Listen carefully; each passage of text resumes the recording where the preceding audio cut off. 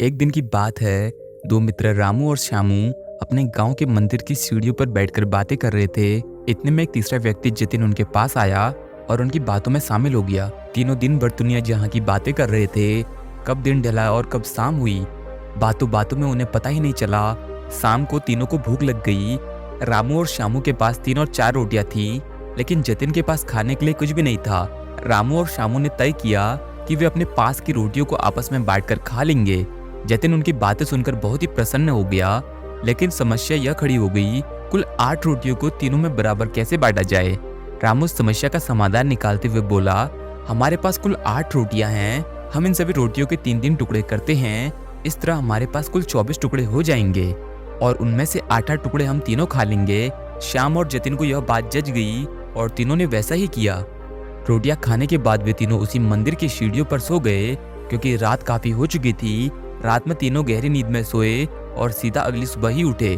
सुबह जतिन ने रामू और श्यामू से विदा लिया और कहा, मित्रों, कल तुम दोनों ने अपनी रोटियों में से तोड़कर जो मुझे टुकड़े दिए थे, उसकी वजह से मेरी भूख मिट पाई। इसके लिए मैं तुम दोनों का बहुत बड़ा आभारी हूँ।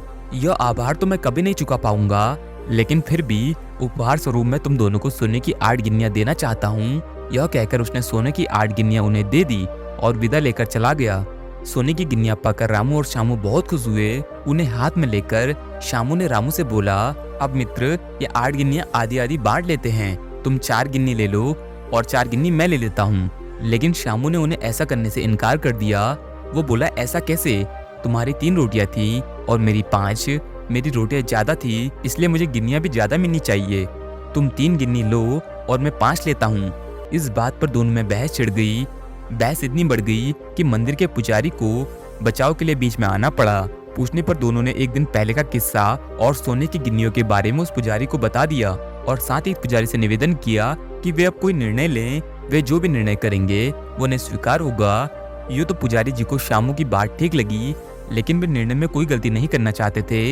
इसलिए पंडित जी ने कहा कि अभी तुम दोनों ये गिन्नियां मेरे पास छोड़ जाओ। आज के दिन मैं अच्छी तरह से सोच विचार कर लेता हूँ। कल सुबह तुम लोग आना और मैं तुम्हें अपना अंतिम फैसला सुना दूंगा। रामू और श्यामू दोनों पुजारी की बात से सहमत हो गए। फिर दोनों अपने सोने की गिन्नियां पुजारी जी के पास छोड़कर चले गए। देर रात तक पुजारी जी गिन्नियों के बंटवारे के बारे में सोचते रहे, लेकिन किसी भी उचित निष्कर्ष पर नहीं पहुंच सके। सोचते सोचते उन्हें नींद आ गई और वे सो गए। नींद में उन्हें एक सपना आया। उस सपने में उन्हें भगवान दिखाई पड़े। सपने में उन्होंने भगवान से गिन्नी के बंटवारे के बारे में पूछा तो भगवान बोले, रामू को 1 गिन्नी मिलनी चाहिए और वहीं पर श्यामू को 7 गिन्नियां मिलनी चाहिए।